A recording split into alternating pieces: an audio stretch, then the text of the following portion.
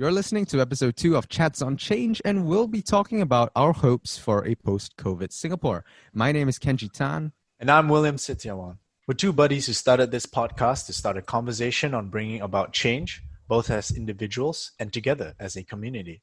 My friend, I don't know if you've followed the recent general elections, but I'm sure you know that our Prime Minister Lee Hsien Loong has announced Singapore's new cabinet. Oh, did IKEA give him a bed in closet too? No, but I guess you could say that in a metaphorical sense because the cabinet, along with the president, makes up the government of Singapore like a fully furnished bedroom. Anyway, my point is, as we deal with the ongoing COVID-19 pandemic, I'm sure you and I have hopes of moving on in our lives once we deal with this virus.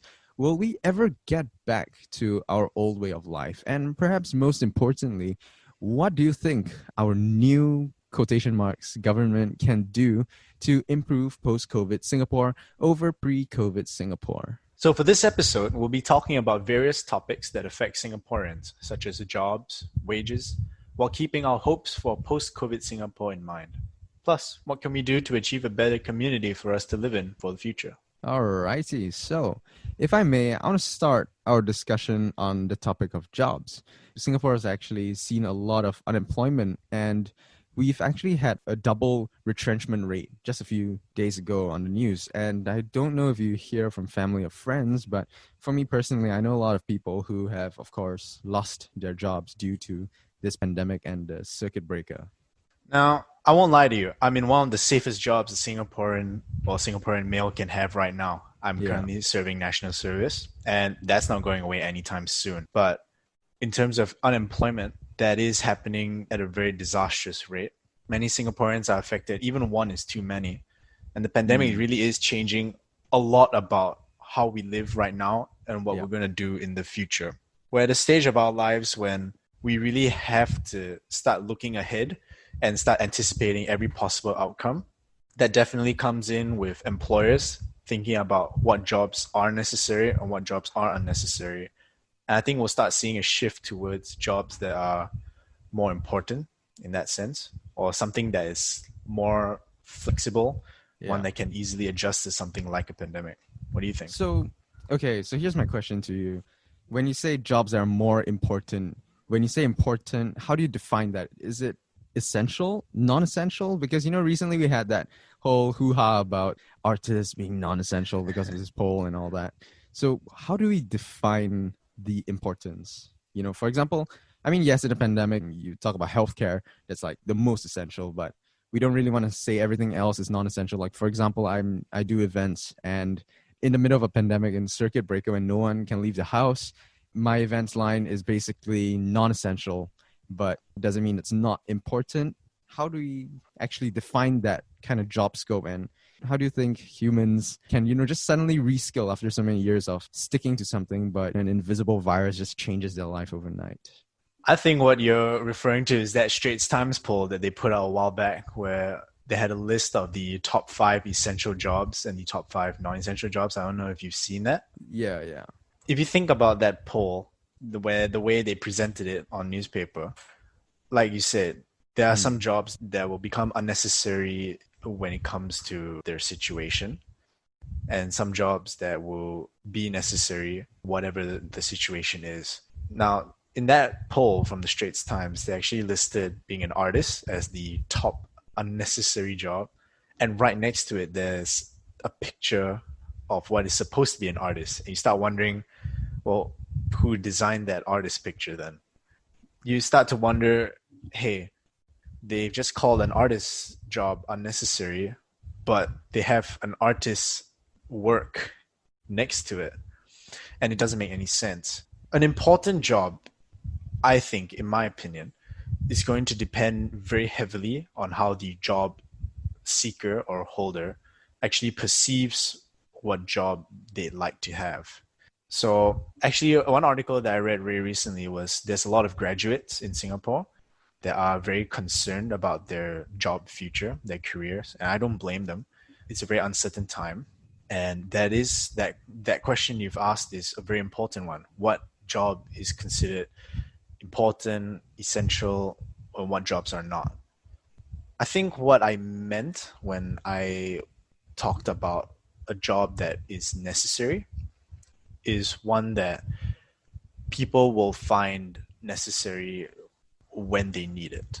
Now, on that graduates article, one of the pieces of advice given to them by the head of their respective universities: focus on what you can do with your skills rather than look for a job that fills those skills. So, for example, an English major could go into digital marketing. It doesn't have to be finding a job as a poet. I highly doubt there is a job that pays well as a poet. Anyway, that's the case that people are trying to make, which is, can you shape your skills into filling a need that someone has? In the end, that's what a job is. You're able to do something that your employer is unable to do. All right, all right. Yes, I do agree with you on this. In our fabric of society, I feel that whether or not jobs are deemed important or essential really depends on the context. Like, for example, if it's a virus situation, some jobs are more essential than others. But in like other situations, for example, things will shift around. And I think, I'm starting to understand that maybe that's okay. Maybe that's perfectly fine, because ultimately, I wouldn't say that there's any job out there that is useless. I don't think anyone who's hiring workers and employees will actually have some open spot for a useless thing, for a useless skill. I think everything has its own use. Everything has a reason that it's there. And whether the job is essential at the moment, what people consider essential or important, it's just when and how it is being put into perspective. Oh, I totally get you. That actually made me think of something else. Do you know Tesla in America? Yep. So a while back, I think this was around the start of last year or even before then. I'm not too sure on the timeline, but they were focusing on building an entire factory that was automated.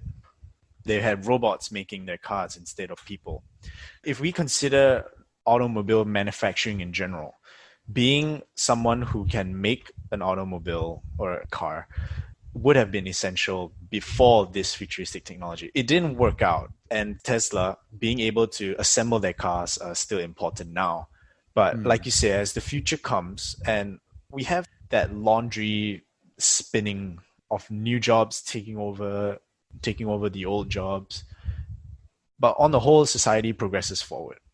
Yep. We have innovation. It doesn't always have to be an old job is suddenly no longer useful because of the future. I mean, if we were going back to that Tesla example, the person assembling cars would be gone. But you'd have a new position open, which is somebody who has to make the automated machines, has to make the robots, have to take care of the robots, maintain them. I do agree with the idea that as society progresses, we will have replacements in that sense. It doesn't always have to be the end just because one job is made non-essential. It could always be that another job has become open. Yeah. So it's a lot on the lines of reskilling. The Singapore government's been talking a lot about reskilling workers and opening job opportunities and all that. And I guess in light with what we hope for after this pandemic, maybe other than opening new jobs for people so we're not suffering unemployment and whatnot, we can actually reskill, for example, retrenched workers, or in my case, I can reskill myself to something that is more essential in this pandemic period, for example. Let's consider your case immediately, right? Yeah. And we go back to the idea that no job is unnecessary. I think it's all about finding a way to use your skill set.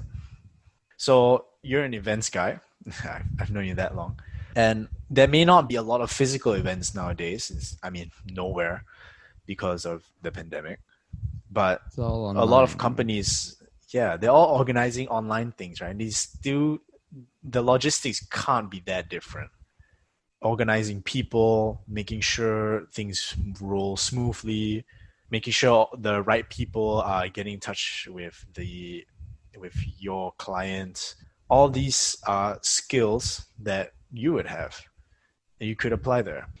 I would say that events is non-essential now in this pandemic, but the skills that people in my industry will have can be reskilled into this online landscape that you just brought up. So, for example, in my case, I'm trying to help, and you know what I do in October is always like Halloween stuff and horror houses. We're trying to actually do online Halloween. We're converting everything into something that's more VR and, you know, while retaining somewhat of the same skills and the same context, the management styles and everything. So I guess this is pretty interesting because if I could wrap this whole job section up, I would like to say that this pandemic really forces us to adapt. It really forces us to reskill and rethink our job strategies for ourselves. So, you know, the survivability for the people who actually go, like for us who go through this cycle of circuit breaker and all that, our future survivability is quite good because we can reskill here. We can go back anytime after this. It's quite an interesting period seeing the transition of jobs, even though unfortunately people have lost them as well. Most definitely. Most definitely. All right. Yeah. I like to talk about marriage and babies. Oh my gosh, why are you planning already? Oh, I wish. Whoa, whoa, whoa, whoa. Well, if you're going to be talking about marriage and babies, then I guess let me ask you a personal question. If you want to get married, what age would you like to get married? Ooh, that's an interesting one. My mother has said that she'd like to see my grandkids, so it's got to be a Okay. little early. Mm-hmm. Yeah, mom's Same quite goes for my young. grandparents. Okay. Well, yeah, yeah, Yeah. she is. Not too old, I hope. I Yeah. like not to turn into a wizard. What about you? Gandalf. Well, for me, if I can afford kids, sure. Marriage depends if I find the right person. So I can't really give an Ooh, answer, but well, of course, not too late. Probably yeah, of course. middle age kind of period. But yeah, You yeah. know, for us, we're lucky to still be at that planning stage, and most Uh-huh. likely we'll go into it at a time when after the pandemic. Yep. What do you think about the people that are having to deal with this issue during the pandemic? The old days of either meeting somebody at a bar or a club, all the way onto meeting somebody from Tinder. That's Hmm. all. Social distancing has pretty much kicked that out the window. Yeah. What do you think's gonna happen with people who are planning right now? Okay, this is quite an interesting question. I don't know if it's out of my league to answer it, but as an observer, I would say that I feel really bad for people who are going to get married, who were supposed to get married this year, because no one really expected this virus to really kick in like it did. For Singapore's case, we couldn't have like physical marriages for the past half year. And it was only recently when the circuit breaker was lifted, now they allow like marriages on site and stuff. So if I recall, I saw on the news, the government was pushing for online marriage.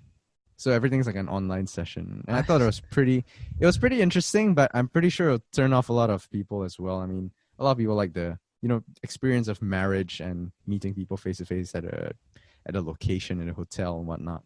I wouldn't say marriage would be affected. You can still get married legally, but you know, in terms of ceremony, maybe you can save money because you don't actually need to like book a hotel and get married or, you know, that kind of thing. No logistical problems when it comes to a marriage, like, I don't know, session or something. I'm more interested in terms of like babies because when everyone's stuck at home, I don't know, but you know, some people unplanned, uncalled for, or maybe planned and called for babies happen. I'm quite curious, like, you know, Singapore has an aging society. Would this pandemic actually see maybe a boost in reproduction rates, maybe? Hmm. It's quite an interesting thought to have. Although I have seen, sorry to play devil's advocate Yeah. here, I have seen an article online where they argue the exact opposite, unfortunately. They say, I mean, not only couples that are, even as a married couple, you might want to, if you have family in Singapore in other houses, you want to go back and stay with your parents, maybe. That's a move I have actually seen. My one of my family friends has actually taken that move.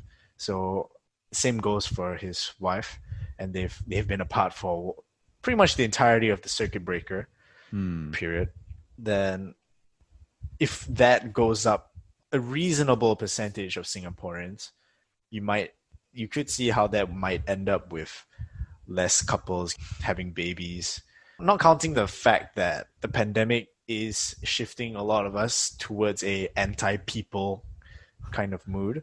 Yeah, I think that's the Singapore government has done quite a good job of encouraging that mentality. I don't know.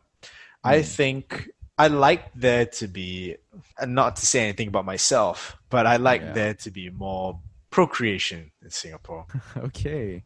Wow. You should be like Minister of Reproduction. If there was such a post, I'd vote you in, man. But I yeah, okay, take it. this is quite an interesting topic. I'm not sure. The lockdown works differently in every country. So for Singapore, we were quite strict. People who are not living in your household can't stay with you. So for the past 2 months of circuit breaker, when people are locked in at home, if you're not, for example, in a steady marriage, or you're physically apart from your partner and stuff, baby planning is quite difficult. And I think it's not really the first thing on people's minds now, because you already have problems with, like, for example, jobs. Going to your day-to-day habits is already so difficult in the middle of a lockdown, let alone thinking about having a kid or planning for a kid. But I guess I can't really say much about this. There was a picture I saw online of a couple that did have their baby during the pandemic. So 9 months before, 9 months comes about now. So the Mm. baby is coming out now. And they had to go to the hospital. Everything had to have social distancing. I think the mother was in a PPE as well, a PPE kit. It's not exactly the birth that a lot of parents to be Yeah. think about. Imagine doing it in wearing face masks and Yeah, you it's can't not actually touch the easy. baby. Yeah, It's not easy. It's really not easy. And it's kudos not to all easy. these parents who go through all this. It takes a lot of courage, Hmm. and it's really a strange new world. It's a strange new world. Most This is definitely. nuts. This world is nuts. Well, on the topic of course, the pandemic, let's discuss pandemic burnout. I woke up this morning and fell back asleep after just thinking about the pandemic. We just can't seem to leave this virus behind. How do you feel about it, my friend? I mean, you see, we wanted to do this podcast before all this virus thing happened, Yeah. but we can't seem to not talk about the virus, because every single person on this earth right now has been affected by this virus. And it's very hard to find someone who will say that, hey, I don't care about the virus. It doesn't change my life. It doesn't change my lifestyle. It's like a collective traumatic experience, if I may make it that dramatic. Personally, not dreamt about the pandemic. I do think about how my life has changed. My jobs are different, and like I do worry about like financial things a bit more now because of the way like our job market is changing, Singapore's economy is changing.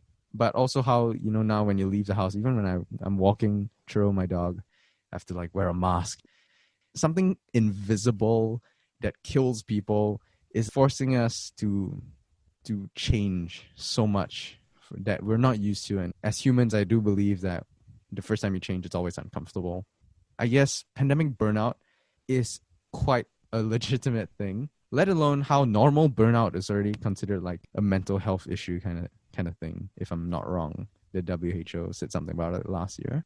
Yeah, so people get tired of the pandemic. People get tired of this change that they were forced into.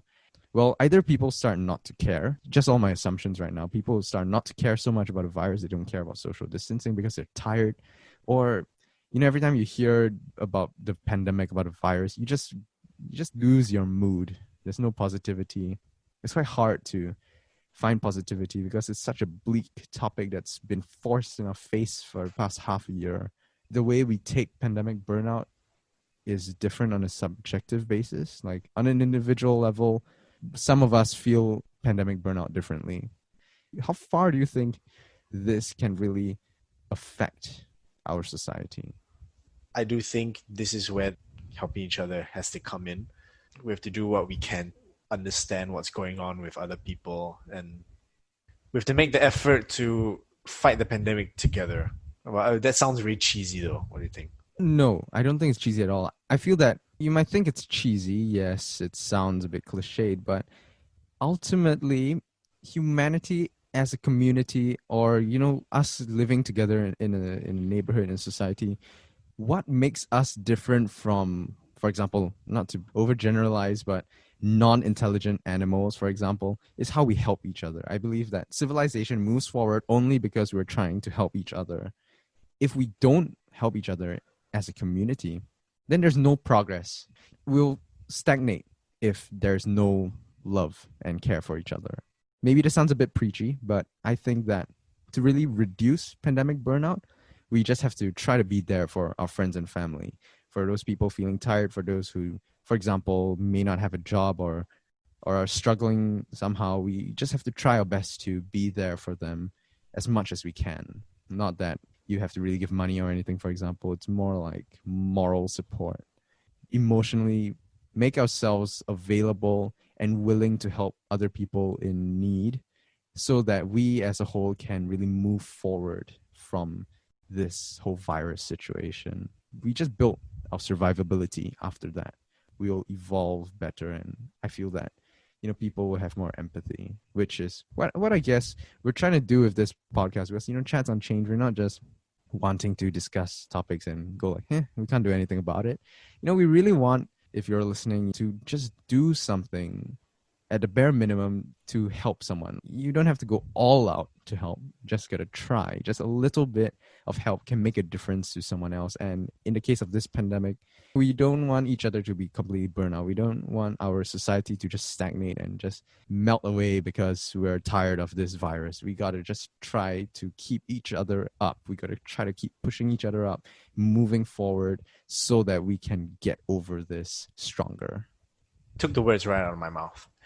I do think I like to add though, if even helping somebody feels too much to do, especially in a pandemic, I think what the least we should be able to do as a community is to, if we interact with somebody who seems like they're out to get you, then they're making your day worse. Just have that short 5-minute think to yourself: is this going on because of the pandemic? Can we not lose it while that other person is losing it over pandemic burnout? I read a recent article that says in Singapore, the number of abuse and sexual harassment rates are going up. I do think all this comes down to if you're basically just watching somebody crack under all this pressure. If we're not the people to stop it and step in, we should be at least one of the people to try and prevent it from happening. And the least you could do, understand someone when they're going through pandemic burnout.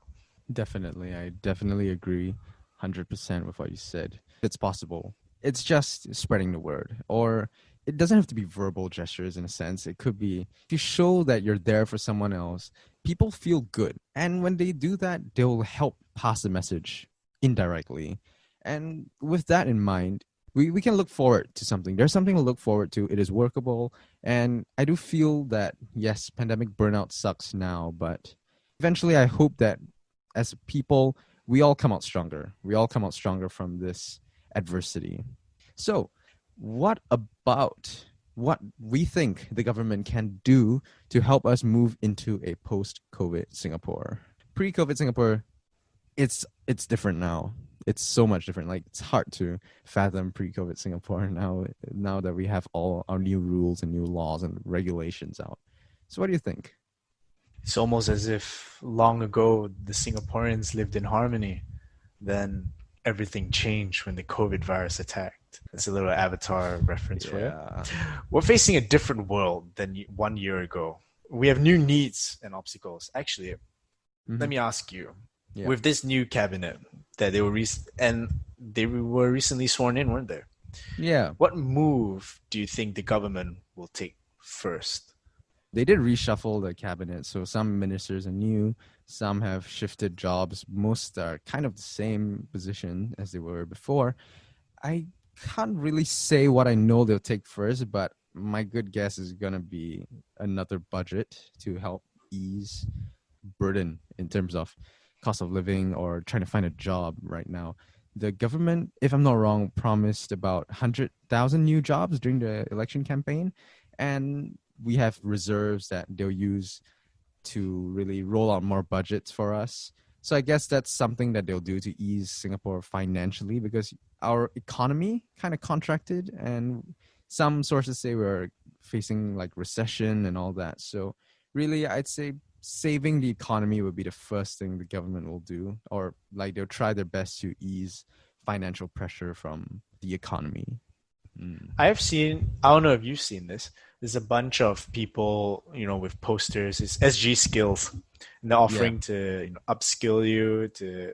I guess that's where they're coming from with the, Yeah. what was it, 100,000 new jobs. Well, right now we're dealing with a government that is more focused on the pandemic, solving the pandemic's issues, right? Yeah. Online, the manifesto of the PAP said one of their first tasks is going to be ensure public health. Not as if they haven't been already doing that, but they're going to invest more in the Singapore healthcare system alongside keeping people employed. I think that's a good move as well, because they're trying to keep people safe, right? Which is the name of the game when it comes Yeah. to a pandemic. Like you said, they might put out a new budget, most likely help Singapore financially. In terms of our reserves, we are in a better position than most other countries who may not be dealing with that much backup in that sense. I am curious though. There was a recent article, I don't know if you saw, that somebody had posted the story of one 82-year-old woman who was Yeah. living off a very low income. There was more info behind it, but it does bring up an important issue. So for the people who may not be able to upskill, the elderly probably, and still have to depend on an income to sustain themselves, do you think the next budget might be more focused towards helping these people? Well, I would hope so. I would say there's two ways to look at it. In a micro perspective, the government wants to ease like financial pressure off people. They want to ease the economy, so we are not like going on a full retrenchment route kind of thing. We really want to keep as many jobs as we can to still try our best to grow the economy, even though things are changing. I feel that in a macro perspective, the government should focus mostly on cost of living. And this is just me as a bystander. I'm not an economist or anything, but this is just what I feel personally, that yes, we can help and save our economy. For example, the aviation industry is really taking a huge hit because of this virus. And Singapore's aviation, tourism, retail, everything it's all linked. Singapore's so small, everything's linked. And when one sector really goes down, it's like a domino effect. Things just go down together. But if it goes up, it all goes up together. So in this virus situation that we have right now, it's quite volatile in a sense that we never expect such booming industries, the main backbone of Singapore, to just suddenly disappear or break itself down over the past few months of like lack of tourism, lack of flights. People can't stay in hotels. They don't go shopping anymore. The government can save the economy, hence the micro perspective that, you roll out budgets, you help small businesses, you help big businesses, you try to help unemployment. But overall, to really survive such a, I would say, drought, is to try ways to ease the cost of living. And why I say this is because Singapore is like one of the most expensive or the most expensive city to live in the world. And if ordinary people can't live comfortably on a day-to-day life, in the middle of all this drama, in the middle of all this financial difficulty, how is Singapore going to move forward? How are Singaporeans going to survive? Because as we live in this world, things only get more expensive. It's hard to say things get cheaper. Plus, the whole world is being affected right now. Supply chains around the world are being affected. So I hope the government finds ways to further help our economy while also helping ease the cost of living at the same time in a more macro perspective.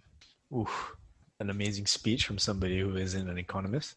That's just my worry. My worry is just cost of living, because you might not have jobs and you have savings, but how long can the savings last if, for example, a cup of rice now is going to cost 10 times more in the next 30 years? It's just maintenance required. And, savings can only last you that much. Jobs can only take you so far. if your cost of living keeps rising but your pay does not increase or the value doesn't increase, then I'm pretty sure that things can't be up there all the time. And it's just difficult to move forward. A lot of money talk, I guess. I do think that is a concern that a lot of people have in general. You do not want to be caught in one of the most expensive places to live in without a job, without steady income, one being able to offset your rent or your Yeah. lease. You do not want to be caught in that situation, which comes back to our conversation on jobs, doesn't it? Yeah, it I mean, does. part one, we can rely on the government, but part two, you do need to figure out where you can apply your skill set elsewhere if you need to. We've covered everything like jobs, reproduction, burnout, and government help. I guess all of this is really linked to what we can do to move on and what we hope, in a sense that, we hope that people can find jobs. We hope that people, or it's more of you hope people can reproduce because you're the future minister of reproduction. And we hope that, people help each other through burnout. We hope the government can help us as well. What we're trying to say, or what I think we're trying to say with this episode, is just be optimistic. Just try to be optimistic and positive, because positivity, I feel, really gets you from nowhere to somewhere. And it is better to, at least we have something to work for. There's some purpose that we can look forward to. What I would say would sum up my hope for post-COVID Singapore. I just really, really hope that everyone comes out stronger. How about you, my friend? Well, in this, it's not like the pandemic is only affecting this group of people and then it's not affecting this other group of people. It's affecting everyone equally and everyone's feeling the burn. The only way we can do is do it like we've always done, which is do it together and do it as best as we can. That's the only way we can do it. As time passes, we're facing a future that now has the pandemic in the back of our minds. Even after this pandemic is over, we'll still be thinking about the next pandemic or the next pandemic-like situation. But the one thing that will never change is always going to be your community, your existence in a community. Maybe the one thing that would be good is to adjust the mentality of what is and isn't possible in regards to the jobs, and just keep on keeping on. Well, I guess that really, really sums up our worries and hopes for post-COVID Singapore. And we hope you've enjoyed this discussion. Stay tuned for upcoming episodes on our social media. Adios, amigos. Thanks for listening. Sayonara.